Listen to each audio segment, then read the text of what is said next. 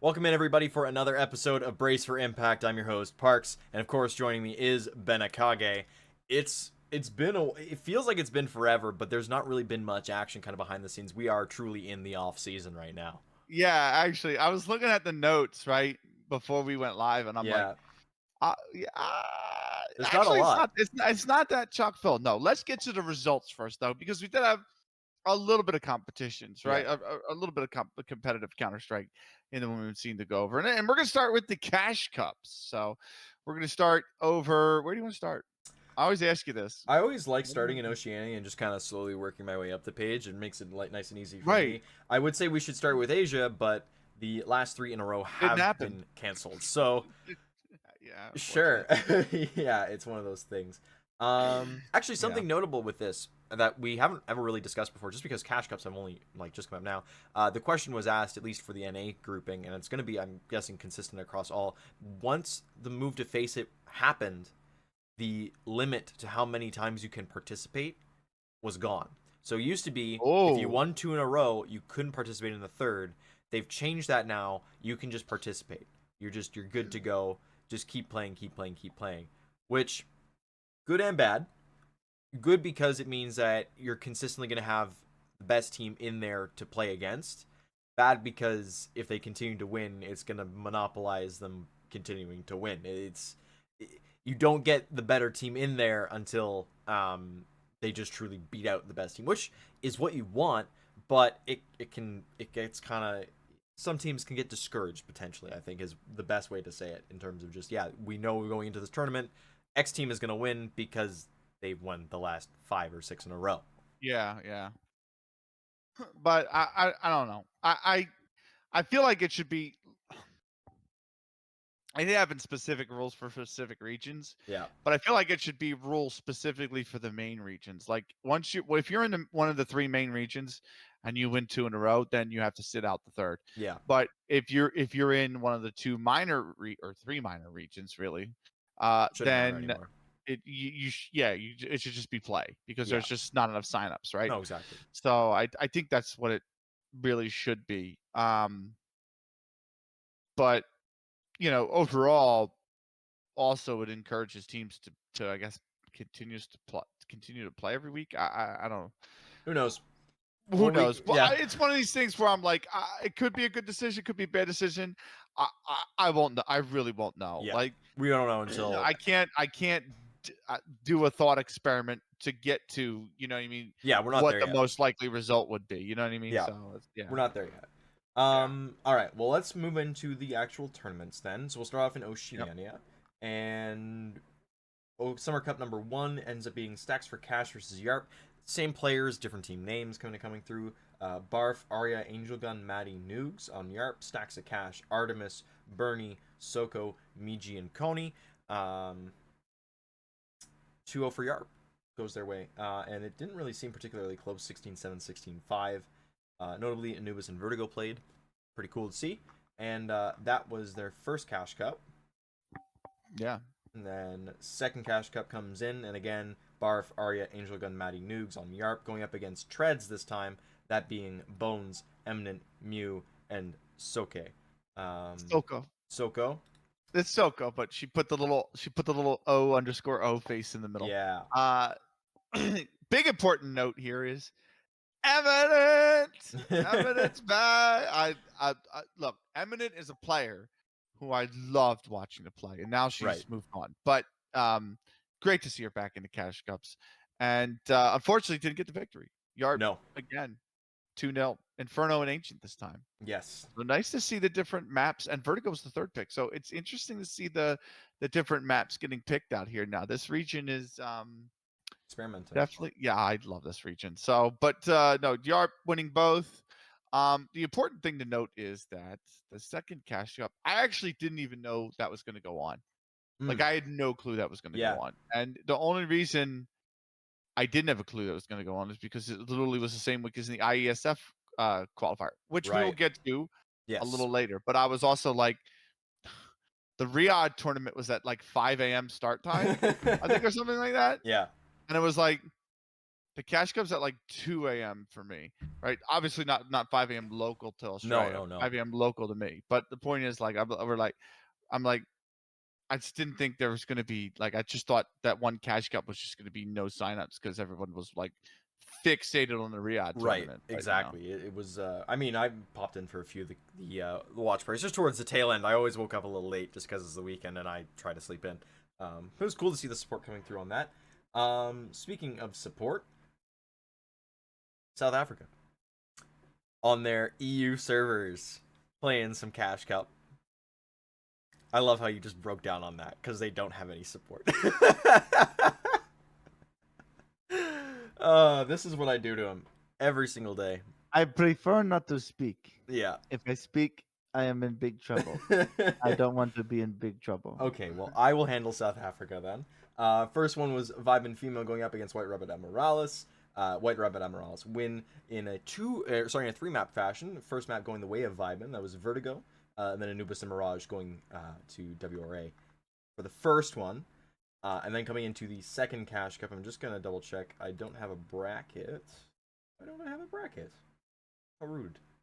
There were 3 participants. FaceIt.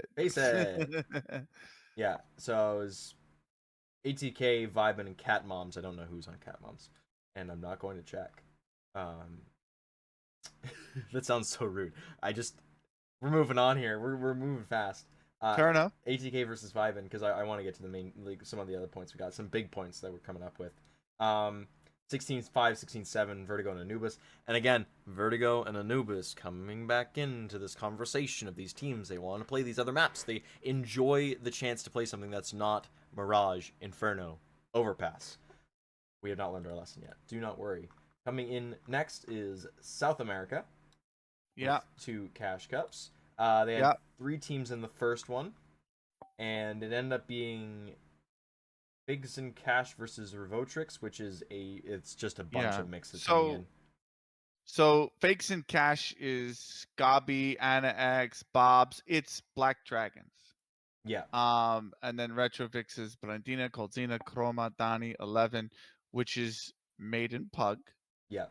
And those 2 are the finalists. Five guys was the semifinalists, and that was Lovelix, Kati, KRNM, Tata, and V. So these teams are established. They just have a different name.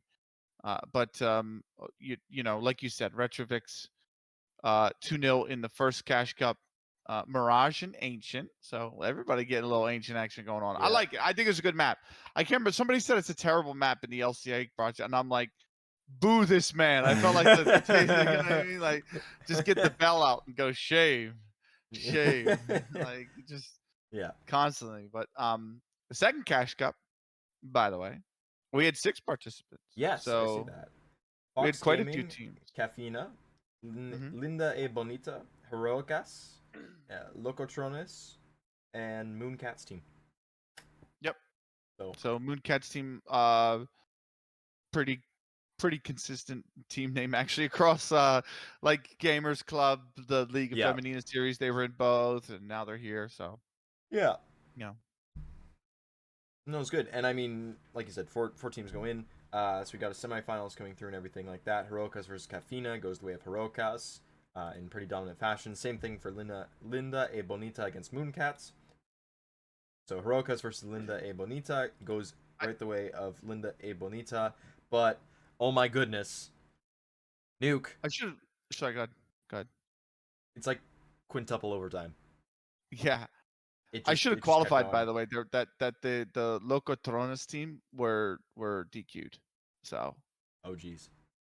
And it looks like so was Fox Gaming. 1, 2, 3, 4, 5, 6 overtimes, by the way. For the final, yeah. For the final. For the nuke. For the nuke, yeah. 34-32. And then Linda Bonita just said we're done with this, and then won the second map 16-14 as well. So a 2-0 that was actually really 3-0. 3 maps, yeah. It was nearly on the way to 4-0 basically at that point. You played you've played 2 games within one, and then another 6 rounds on top of that. So yeah, fun times in Brazil, right? Am I right or am I right? It's not OT pass, but it might as well have been. Yeah, It's just no look. no tea ook. It's why I love commentating the region. It's a love-hate relationship I have Yeah, actually with commentating the region. I love the region. I love the players. I love the teams. I love the games. They're yeah, so close. You always get banger games like this. I hate it because if you think you get into these tournaments like a Liga Femenina yeah. where you have two best of threes and you're thinking, right, let me set aside 4 to 5 hours. Nah, mate. Not happening. Nah, mate. Not happening. Like Masters Femenina is going to be a long tournament. That's going to be Yeah, like those are going to be like 12 to 14 yeah. to 16-hour days because the games are just always hyper competitive in Brazil, which is what you want. I mean, I would rather have that than the snooze fest any day of the week. I'm just saying, from a broadcasting side, it always makes for a long day. Yes, agreed, 100%. All right, that leaves us with North America and Europe. We're gonna go to North America first, and the first Cash Cup actually had pretty good membership, coming in 8 teams, which is pretty cool. Or sorry, 7 teams. My bad, I miscounted on one. First thing, by the way, FA White is Fluffy Amers Yeah, White.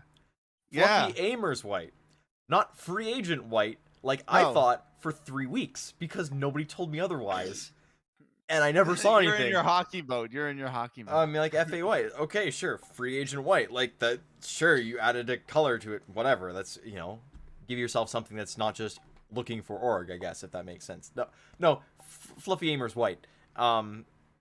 Really cool to see the Official Huskies come in and is sponsoring at least a team. I'm not sure if this is going to be the team that they're going to finish sponsoring or this is what they're going to carry forward into Impact. My guess is that some version of this team will be in here. Some of these players have kind of stuck around. I mean, not Bezdaria. Oh yeah, and Scraft at one point were on this team, just kind of playing with them. As for now, at least with the first Cash Cup they came through as Fox, Bezdaria, Eternity, Kate, Chigan, and Aaron as the coach. Other teams kind of coming through. I guess the other notable team that comes through, and we're going to talk about them just briefly because they do get into the grand finals here. Mega Geese, Toasty, Robin, Lula, and Catalyst. That 5 made it to the finals, and I believe they did really well in the second one as well. There is no information on this one. Great.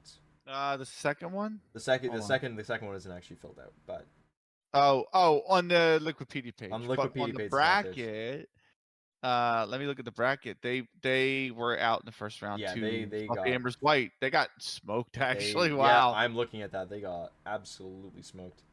Fun times. Welcome to NA.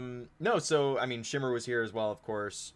As always, they are a consistent factor as well as Team Factor Ruby. Cherry Bombs was in this one. Coven, Beep Beep.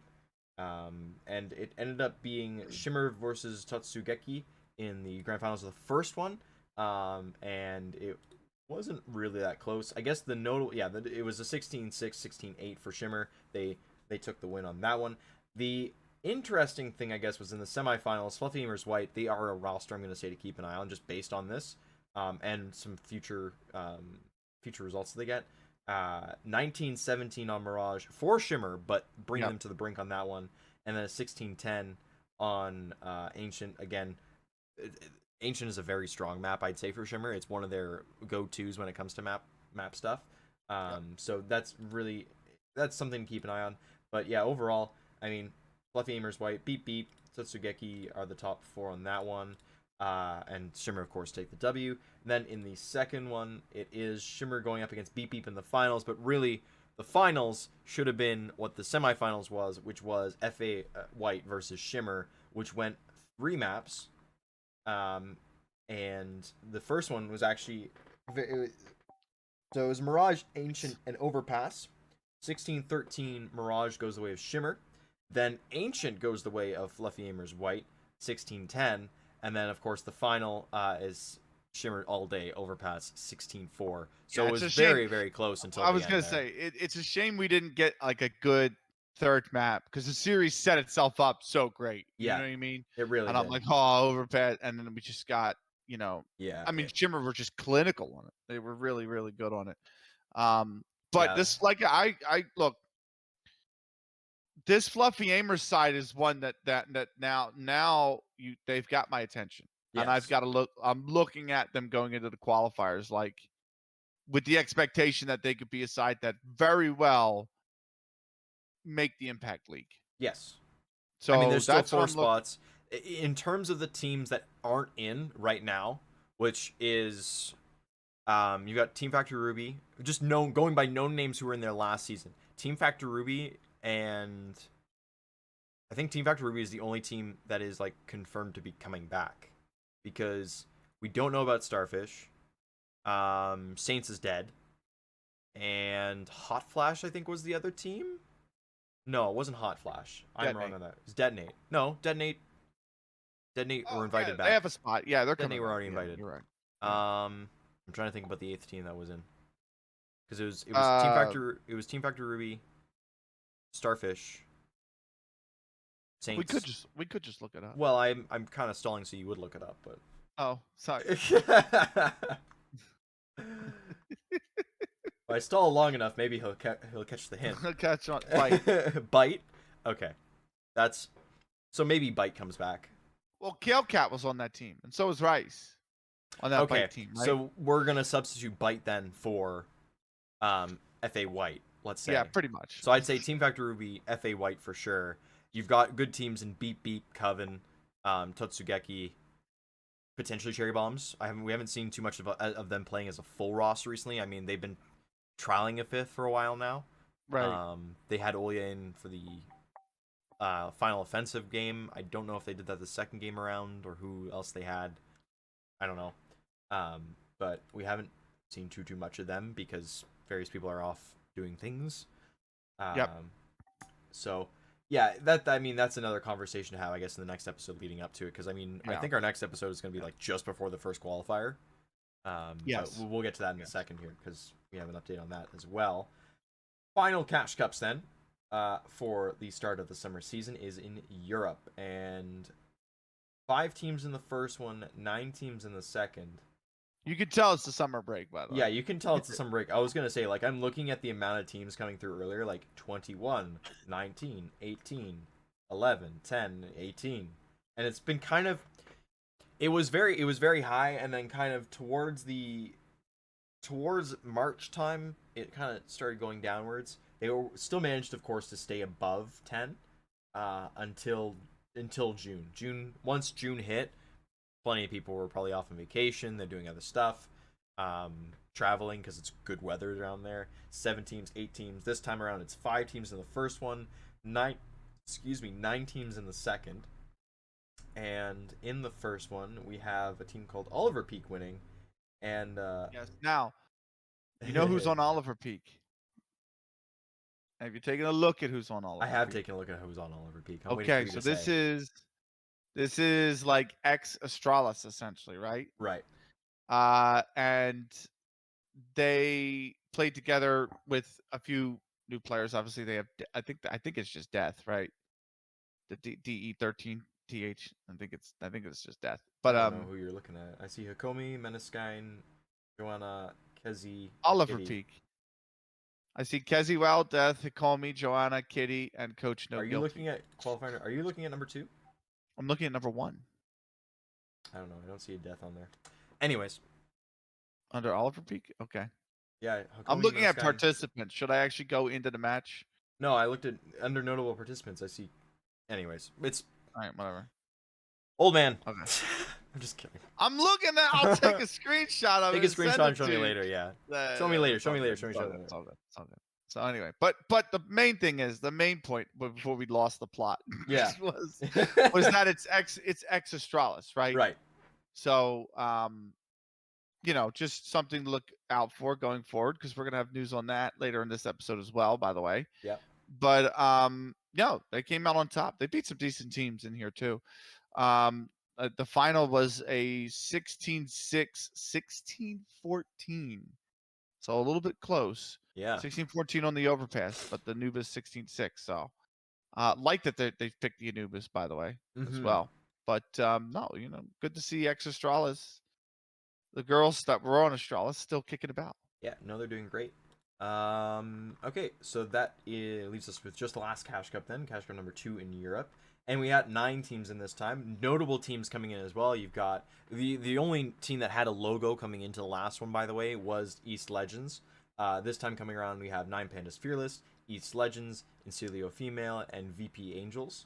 Of course, you still got like Yayo, No Idea, Virtuoses, and It's Crazy It's Party. Actually, very interesting thing. I'm just looking at this now in the notable participants. The coach for Virtuoses in this Cash Cup is listed as the coach for Hotu, who play a lot of the Asia. Yeah. Like the Russian team that plays in the Asia qualifier, just because of where they are in Russia. Yep. So that's pretty interesting. It does go the way of 9 Pandas Fearless, not without a bit of a fight though. Yayo make it a 3-map series, so 16-12 to 9 Pandas, 16-8 to Yayo, and 16-13 to 9 Pandas to give them the 2-1 win. 9 Pandas actually also dropped a map in the semifinals to Incilio Female. Same kind of thing. They won the first, lost the second, won the third. And no, it wasn't very close with them against No Idea. It was a 16-6. Yayo 2-0'd VP, and in a double overtime fashion on the second map to secure it, 22-19 on Mirage. So Yayo is looking pretty good coming forward here. They starting to put it all together, maybe. Maybe. They're a team we talked about before. They're running up results in the Fast Cups. Yeah. Remember? Yes. Fast Cup female competitions, and they're packing a punch in the Cash Cups here as well. So certainly that's one. When you look at, okay, who might come out of the European qualifier, I'm looking at Yayo. Right. I'm looking at them saying, you know what, that this is a pretty good team that might be able to, because all the teams that are beating them in these Cash Cups, they're not going to be there in them qualifiers, man. VP's Right. already there. 9 Panda's already there. Like, you know what I mean? Yes. So it's going to be one of these things where, yeah, actually, they might be a team that gets through the qualifier into the league. So my eye will be on them. Oh, it's a good eye to keep on. And I mean, that's it for the Cash Cups. We'll probably end up in the next episode just kind of doing a preamble on Impact. Because as of right now, we do not know when the next series of Cash Cups come through. I did ask the admins, and Charlotte got back to me saying they're trying to fix the check-in issue. That's a big thing, and so they're trying to fix it for the Impact stuff. I did a pre-circuit Cash Cup with some friends, and we didn't have any issues, so I don't know what kind of thing is causing it. No idea. It might even just be that the guy who I played, like the team that I played with, like he already knew the issue, so he just didn't make a fuss about it. But right, I have no idea. But like, yeah. Let me pull up the. I had no idea that the death I was looking at in FaceIt is actually just Monosky. That's funny. Yeah. So I ended up asking. Yeah, and Charlotte came back and just said, "Hey, looking at the check-in bug we've been having and trying to find a solution. Hopefully they'll be out soon." So explain to me the check-in bug. Basically, what happens is a team goes and registers, let's say 2 days before. They know they're going to be able to get in there. They sign up. They register. An hour before the games are set to start, the tournament is set to go, you have to check in. You have to confirm that you're still going to play. Because some teams, they might check in 2 days, and then all of a sudden, 3 hours before, sorry, we can't. So they just don't check in. And then the system goes, okay, they registered, but they didn't sign up. But they didn't check in, so we're just going to pretend they don't exist. For some reason, every single one of the Impact Cash Cups have had this issue, where a team will register X hours before, doesn't matter, but when they go to check in, the option does not exist for the team captain.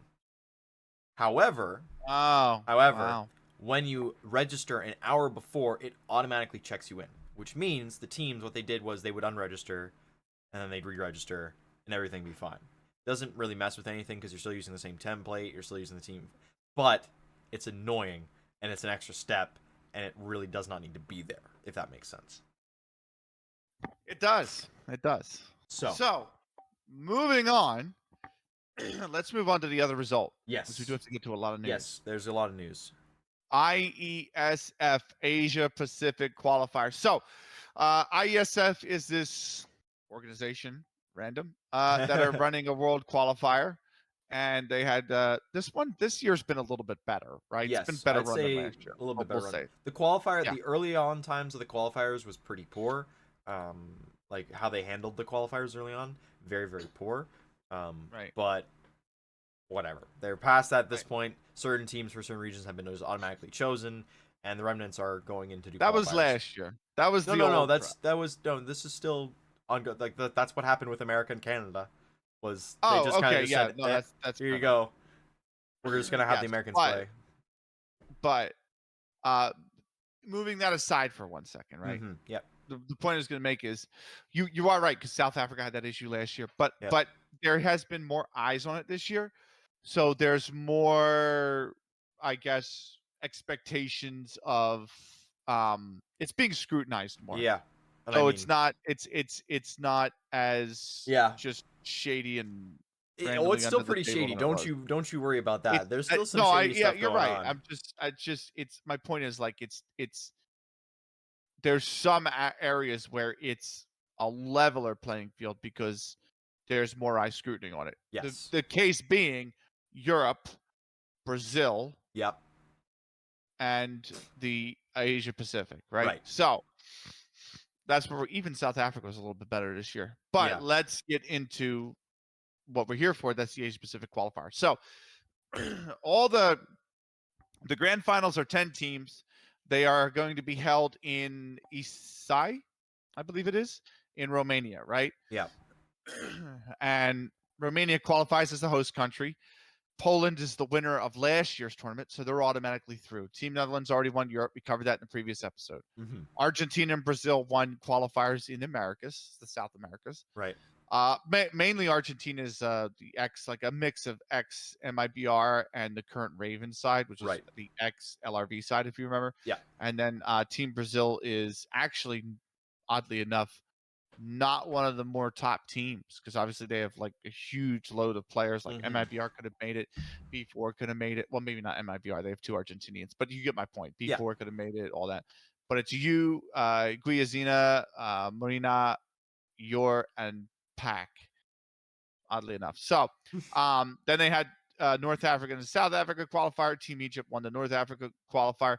I just want to point out one person's name on that team is Shawarma's Life, and I totally feel that because shawarma's just delicious. 100%. But South Africa is Creative, Moo, Pixar, Scorps, I Hate Jess. So names we've seen before in the Cash Cups. Three of them from White Rabbit Amarillos. Yeah. The main thing we're here for is Asia Pacific. There were two spots yet to be decided, and they were the Asia Pacific spots. So Right. they were going to be decided at the Riyadh Masters, which is a multi-esport tournament. They're actually still doing the Dota 2 tournament right now, I think. Right. And it was in Saudi Arabia, and it was 5 teams. So Central Asia is Team Kyrgyzstan. Jami from Team Spirit's famously on that one. Yep. Team India won the South Asian qualifier. Crackshot is a name that's somewhat familiar. She's been playing before in some tournaments, but obviously there's not a lot of eyes on Indian Counter-Strike. Yeah. Team Hong Kong has very familiar names: Candid, Miyuki. Miyuki played in Season 4 and Season 3 to Take Game Goddess Cup. So did Meow. So did Candid. Right. So did, I believe, Joker. Yillam is also on that side. And then obviously there's Team Australia, Artemis, Connie, Chicken Loaf, Bibian from FlyQuest Red, and HDiz, who was subbing in for, I believe, Soko, I want to say. Yeah, I don't know. So, yeah, I believe she subbed in for this tournament for Soko. So, round robin, top 4 make playoffs, which is a terrible format because you're only eliminating one team. Well, the team to go out in last place was Saudi Arabia. Yeah. It was a little bit painful to watch. 1 in 64 is the easiest way to put it. 1 in 64. Yeah, 1 in 64 in rounds. I mean, mate, there was a round where they were on a full buy, right? Yeah. It was like a force, right? Okay. So they were playing the Inferno versus Australia. It was a force, and like so they had 2 MP9s and like a M4 and whatever. And one player had 2,000 cash and didn't buy armor. Oh. And I'm not talking like Kevlar without the helmet. I'm talking Anything. no armor. Like, Yeah. And it happened, I want to say 3 or 4 rounds from this player. Damn. Throughout the map. I'm like, bro, how did you forget to buy armor? But no, they went out in last place. India finished 1 and 3. India beat Saudi Arabia 16-0. So Yeah. Saudi Arabia got their one round versus Hong Kong, who were 2-2. They lost to Kyrgyzstan.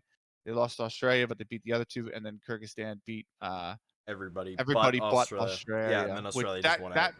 yeah, the Australia Hong Kong game was amazing, by the way.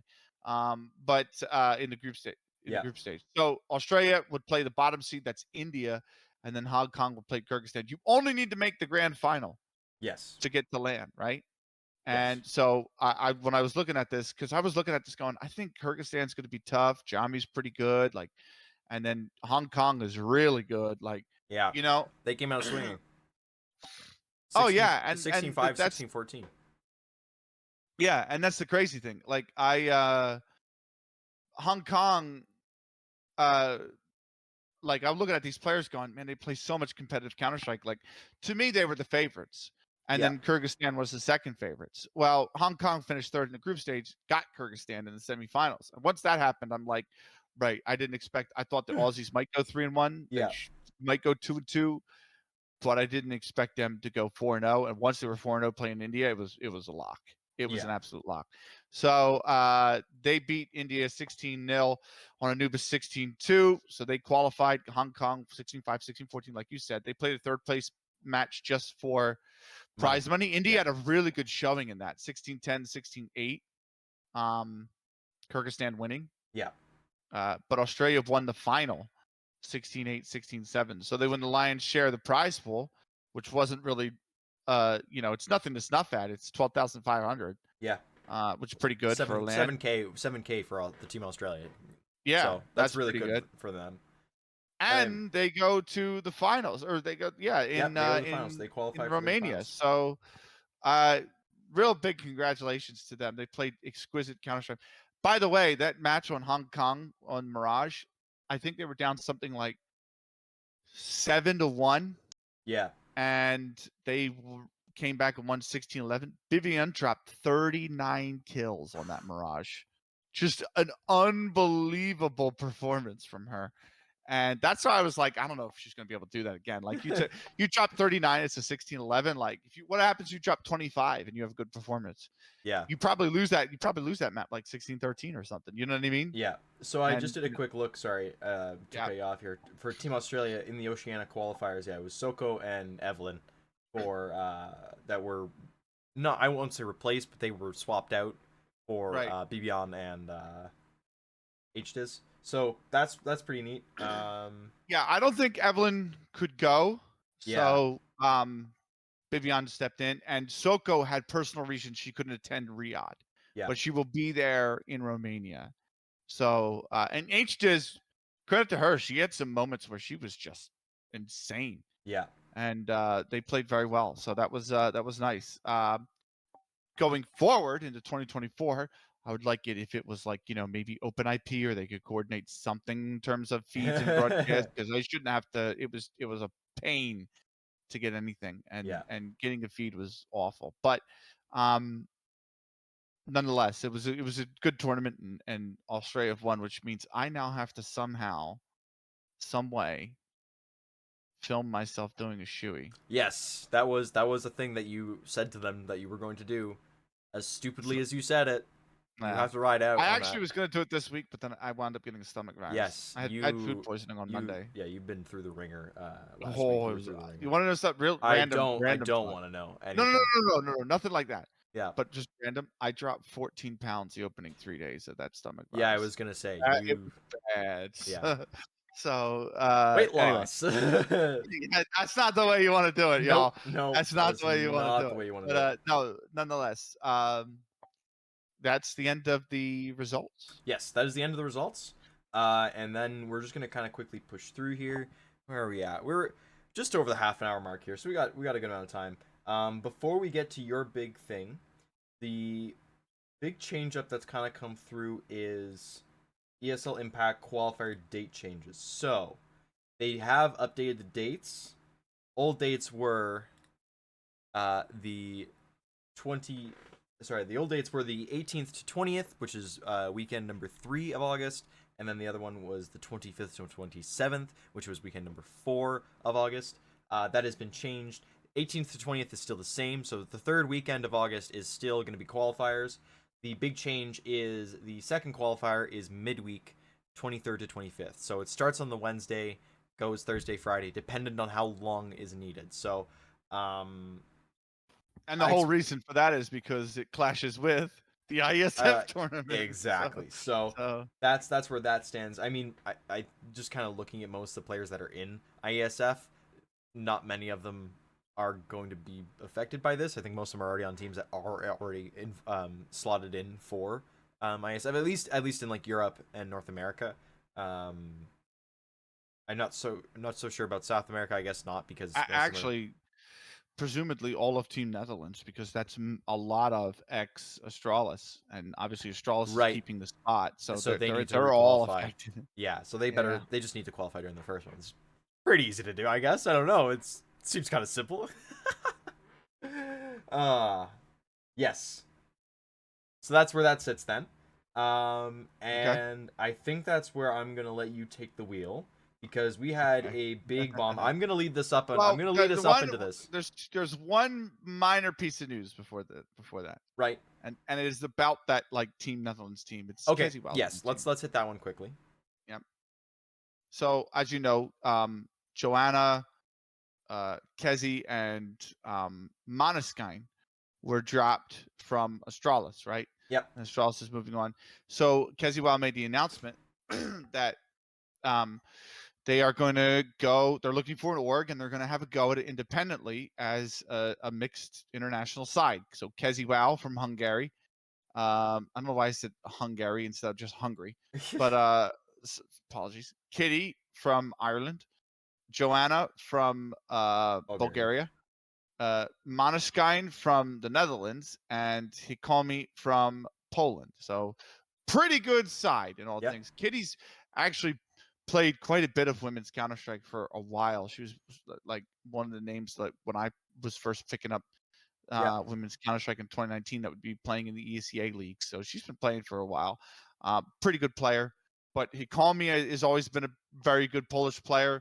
And then obviously we don't have to really go on about Måneskin, Joanna, and Keziwa. Everyone kind of knows their quality. So looking forward to seeing how that team competes. And I think that's another team to keep an eye out for in the qualifiers. Yes. So, and that's let her cook, I believe, is the team name. I don't think it's let them cook. I think it's let her cook. So perfect. I like it. Yeah, it's good. Puts a nice bow on it. All right. Big NA piece of news. This is the big one, and I'm gonna kind of I'm gonna set it up just so Benny can kind of knock it out, because he's wanted to talk about this. He's been itching ever since the news came out. I mean, this came out 11 days ago. The article came out. Oh yeah. I've been letting it cook. You've been letting it cook so much that you nearly forgot the pot was on. Anyways. Just kidding. All right. A while ago, we didn't know about this. An article was put out about a year ago, I want to say 8 months ago, regarding one of the EG players. Her name's Piggykiki. Young woman coming in whose nationality is she's nationally Chinese. I think that's where she goes. It says, but she plays in North America. She's born in China. Born in China. North American player. There were found to be multiple FaceIt accounts of hers that were banned for ban evasion. They were banned for ban evasion. Yes. And that has kind of led us to where we are now. When the merger happened, those bans have gone away. And the article does a very good job of talking about that. Shout out to M&M's from Dust 2, who kind of broke it all down. Excellent report. I love you, Jeff. Reached out to FaceIt regarding this.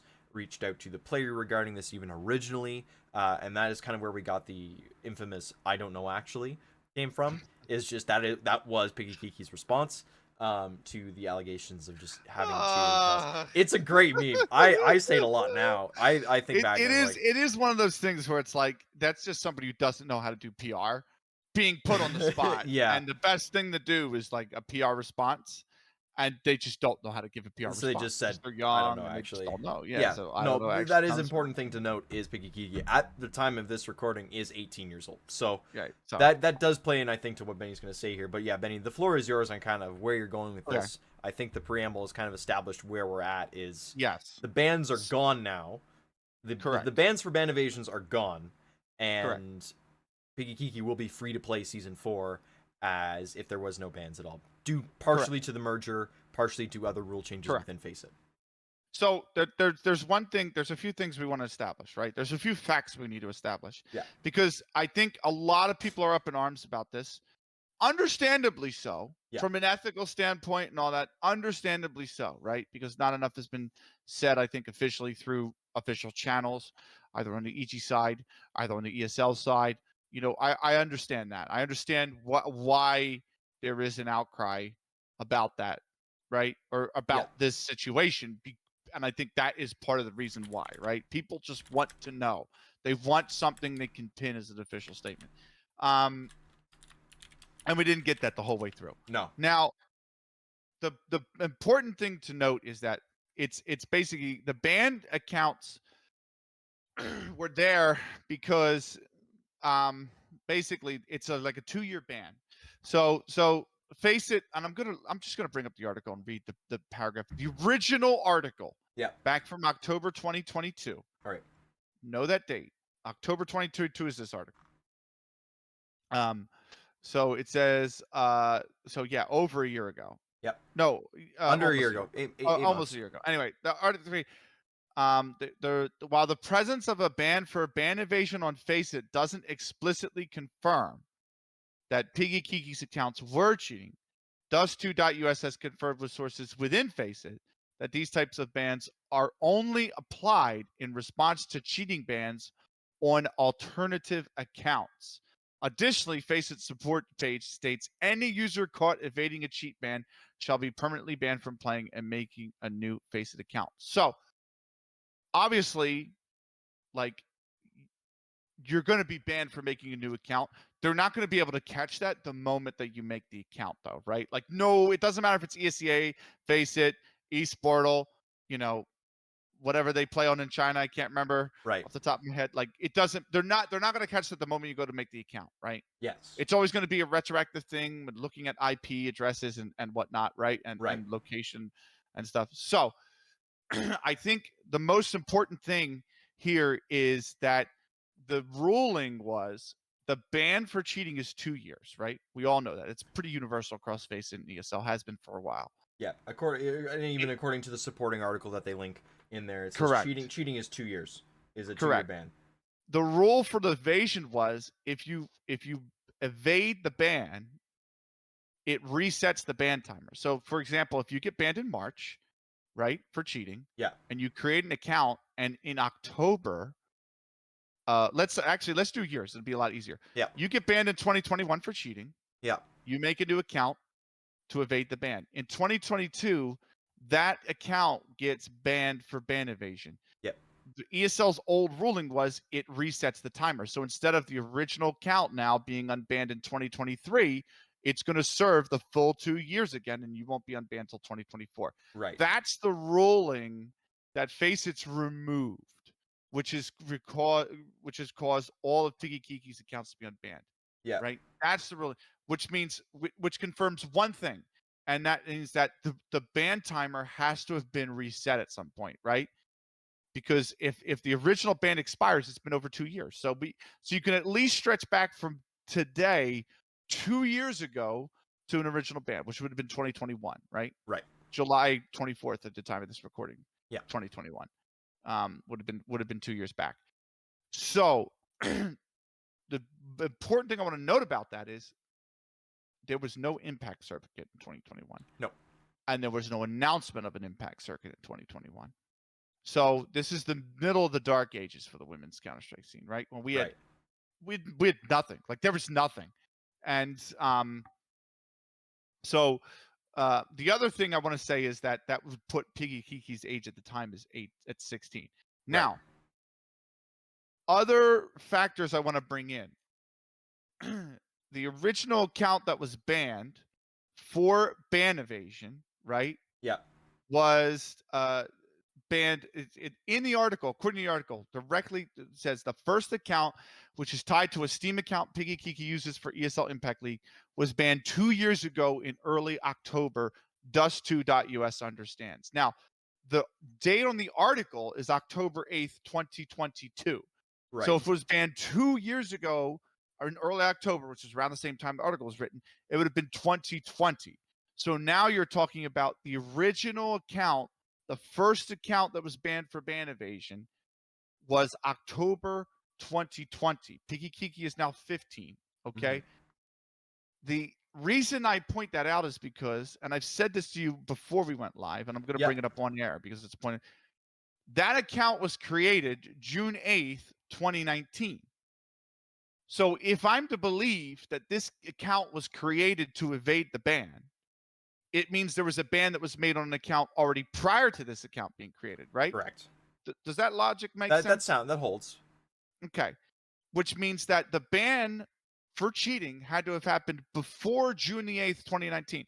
Now, it may not have. She might have made an alt because people smurf. She could have made this as an alt, and then the Yeah. main got banned, so this became the main, and then that got banned for ban evasion. Right. That's possible. That's very plausible. But that would still put the original ban in October 2020 when Piggykiki's, what would we say, 15? 15, yeah. If that's not the case, if the first scenario is true, where she makes this account on June 8th, 2019, after the original gets banned for cheating, then that puts that account that was banned for cheating 4 years ago. Right. And Piggykiki's 14. Now, the reason I bring all of that up, and I keep mentioning age, is because some people, right? A lot of times people say, well, people should get second chances. And that might snap a lot of the viewers right now. I go, "Rah!" But like, wait a minute, right? Am I supposed to believe in 2020, in 2019, a player who may have been playing in China, might have just been playing here in Canada, you know what I mean, who's 14, 15, who doesn't really, I don't want to say have a hope of esports, think about esports career. There's but, no but grasp might of not the be in the idea there frame yet. of mind where Yeah. they're training for an esports career or they want to propel themselves into the esports space, Yeah. right? Am I to believe that's an action that they commit at those ages is to be held against them 4 years down the road? I don't believe that. I don't believe that should be a thing. Right. I'm 35. I don't believe something that I did at 31 that's not like, you know, a major crime, obviously, should be held against me. If I lied to you at 31 and I'm 35 now, okay, I'm still I holding don't think that against should, you. like, at some point, I got to look at you and say, mate, you've got to deal with it. That's water under the bridge. You know what I mean? Like, and I'm not Yeah. saying that that's a horrible comparison to make, right? It I didn't is. really put that, I didn't really word that very well. I think But I think the best way to I- go about this is saying when you're looking at the age range versus what was around at the time, like you said, Correct. Impact was not anything even more than a thought. Correct. Like the biggest thing that you had to aspire to at that time was probably WESG for your national Correct. team, and or getting on one of the And- local female teams such as Dignitas or CLG Red or who else was there at that time. Like, and the crazy shit about the and I swore. there's the yours, crazy yeah. stuff about the WSG is that was such a poor tournament because you had to, back in that day and age, the 2018, 2019, you had to play on a side that was solely your nationality. And Piggykiki would have even been counted as Canadian. So she would have been immigrated here to Canada and had to have played for a Chinese team Yeah. no matter what. And that's just not going to happen. There's no way that logistically happens, right? Exactly. So it's a scenario where, first off, I don't think I shouldn't have said I don't think I should be held accountable for something at 31, because honestly, I'm of the age, my age, where I'm 31 versus 35, where you could look at something I do when I'm 31 and say you should have known better. You're 31, Yeah. and you should look at something when I say 35 and say you should have known better. You're 35. I don't think you can make that same argument if you're making it at 14 to 15 versus 18. Yes. I don't think you agree can make on that. I don't think that logic holds up. And in addition to that, I would say I don't think there's any clue or any instance that we can point at to say she's still actively doing it. Yeah. Right? There's Now, been that might be relative the kiss radio of signs. death. I might be proven wrong. She could totally get banned tomorrow. I don't know.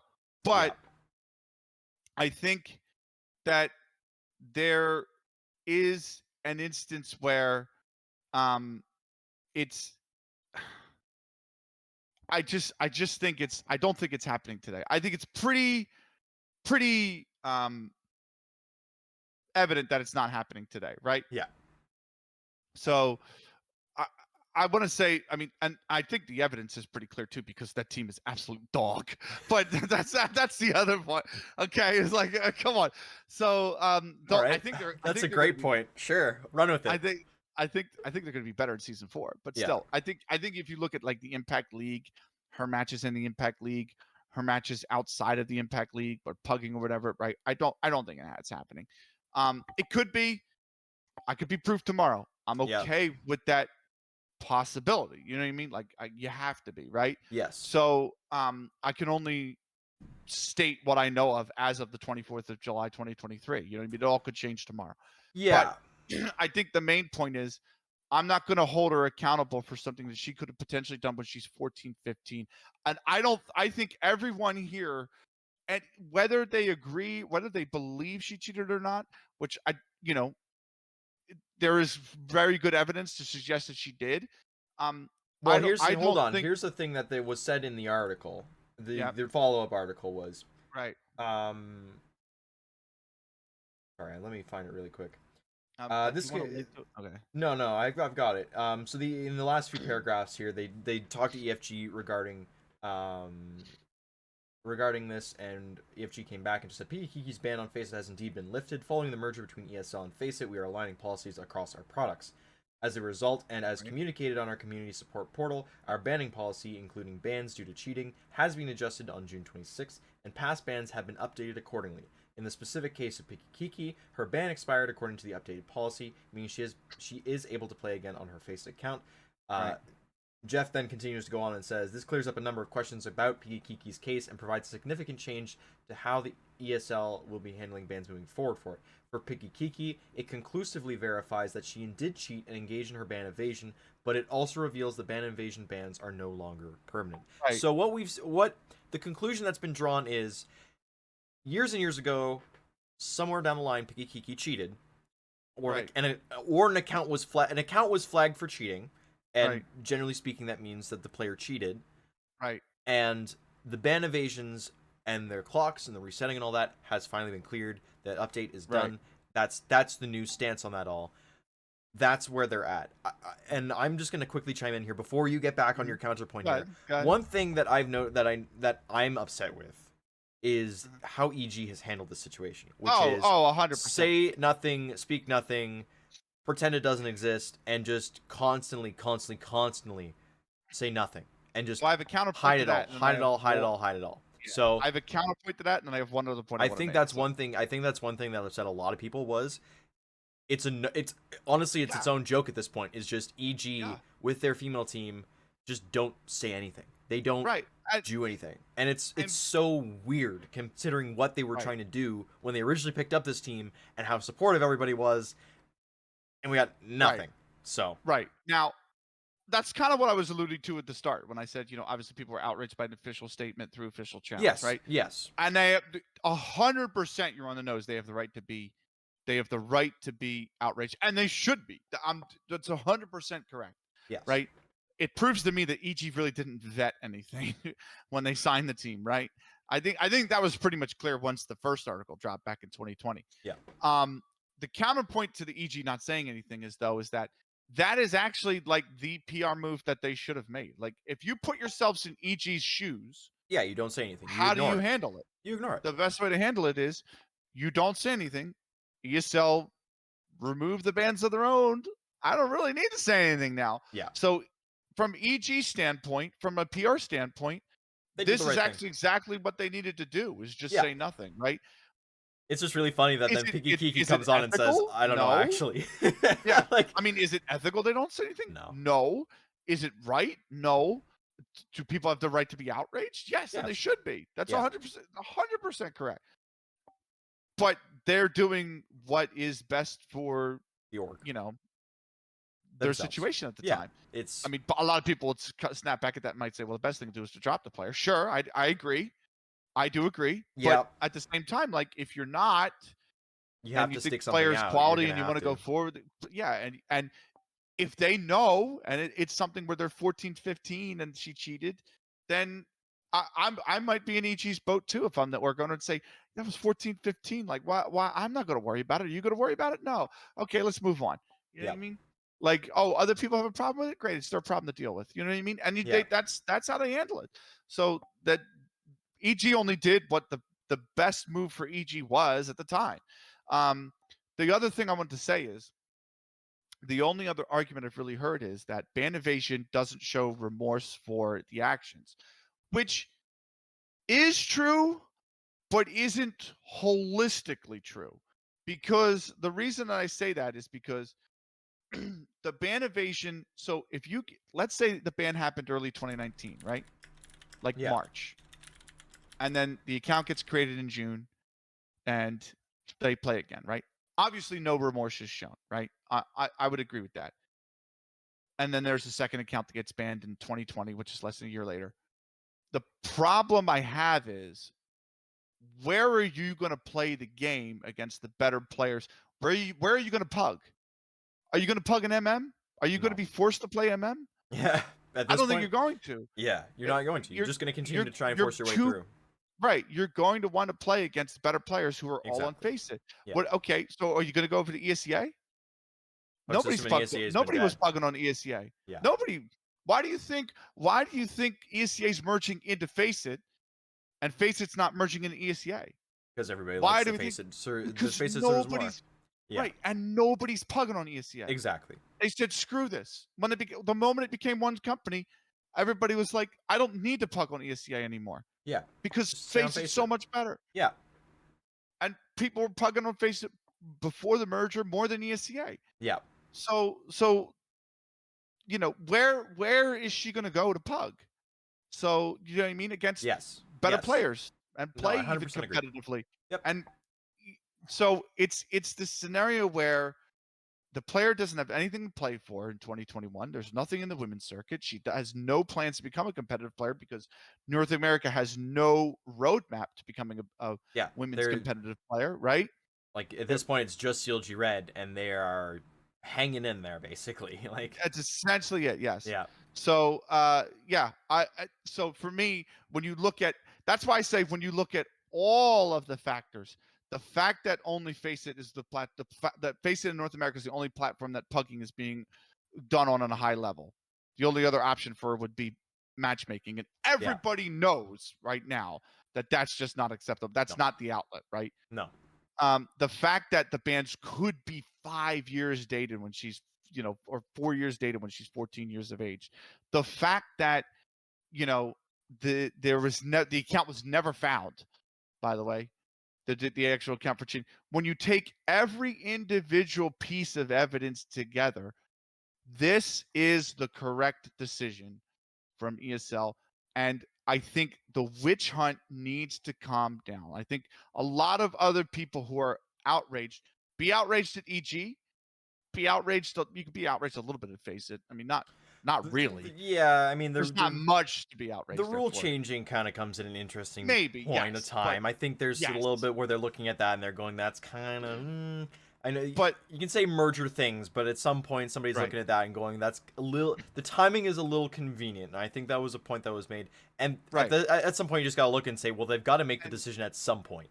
And I understand it, but also you have to understand the timing is convenient because now FaceIt and ESL are trying to rush the merger and the integration. Yes.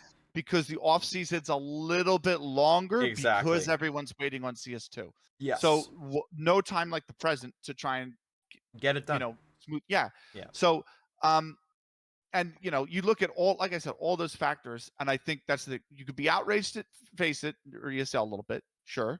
You definitely should be outraged at EG for the lack of sure. For everything. You can be outraged at Piggykiki for having cheated and band evaded in the first place. Understandable.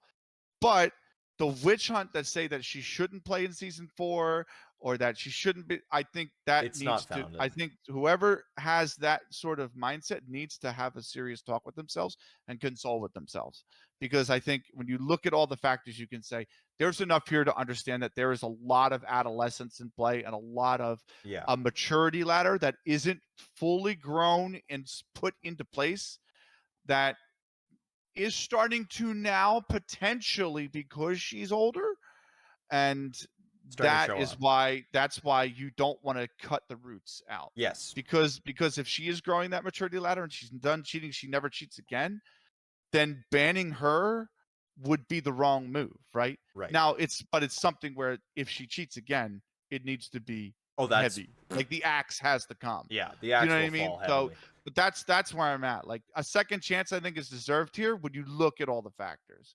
All right. So That's where we'll leave that. A few more announcements kind of before we go here. That was a long. It was a long talk there. sorry, there was a lot to cover. There's a lot it's to a go very through. convoluted case. Exactly. So I guess we're gonna have to push through to breeze through the rest of these. Just as now we're hitting the hour mark. I hate to leave it just kind of flat like that.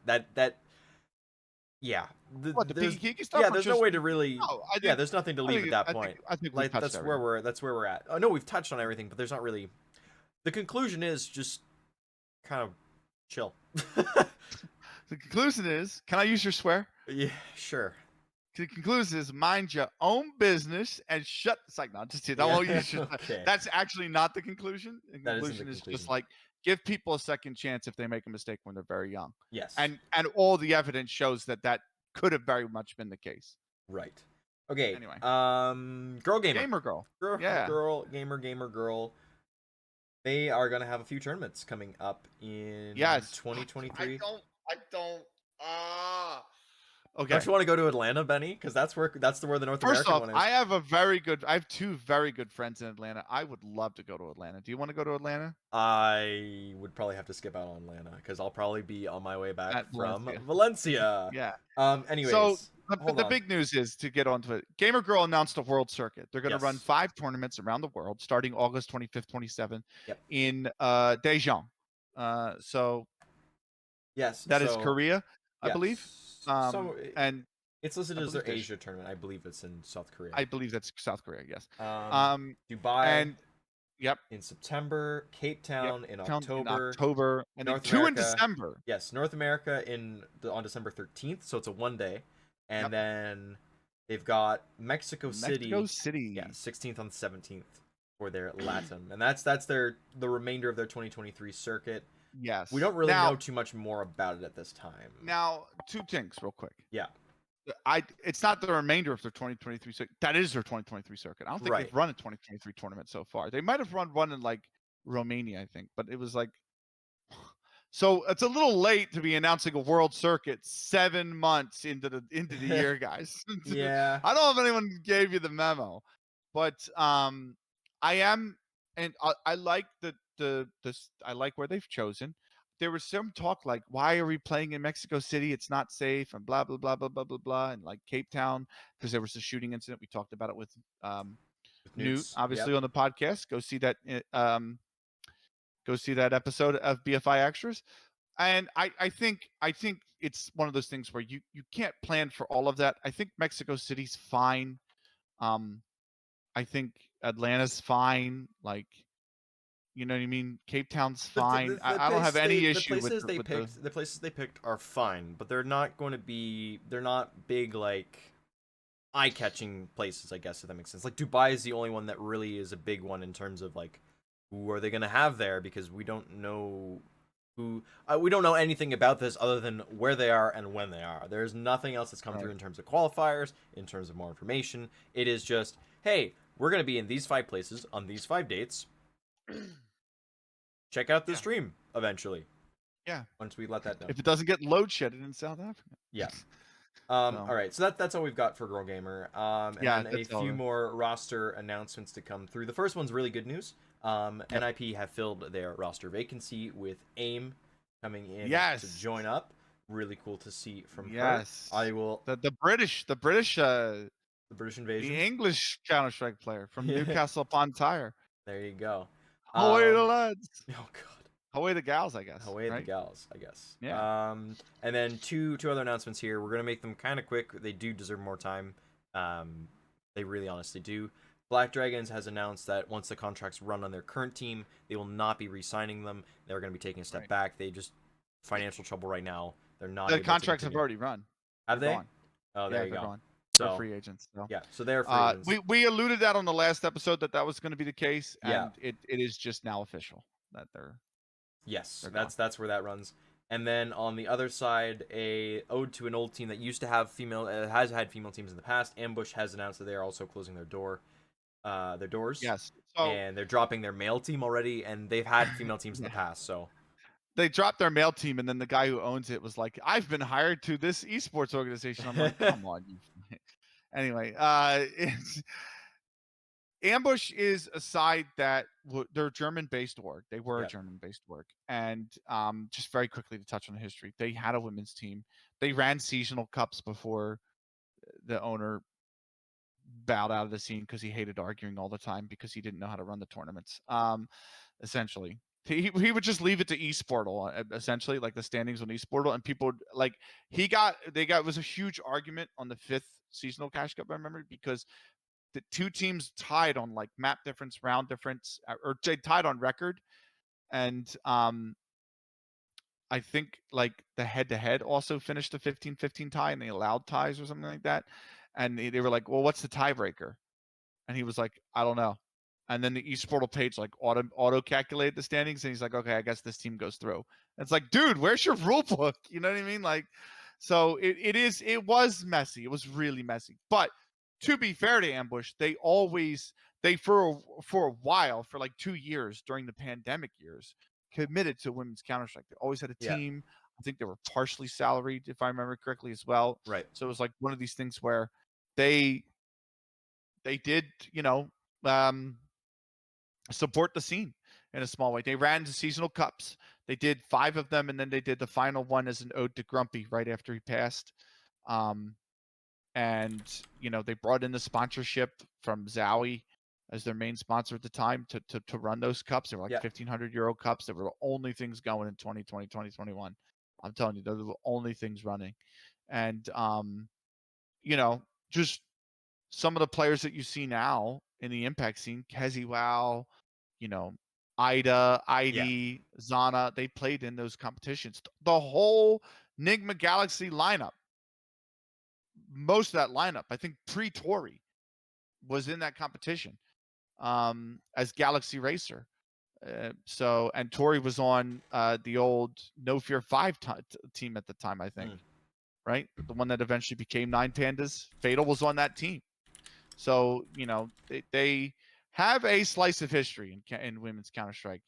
No matter all the problems that they had, and it is another chapter of the women's esports. Not that it's already closed. I mean, it already has been closed. They haven't had a women's team for 2 years, but yeah. the fact that the org is now done and dusted, yeah, it's another one that bites the dust, unfortunately. So that is it. So Parks, on that note, What am I what watching? are you watching? Nothing.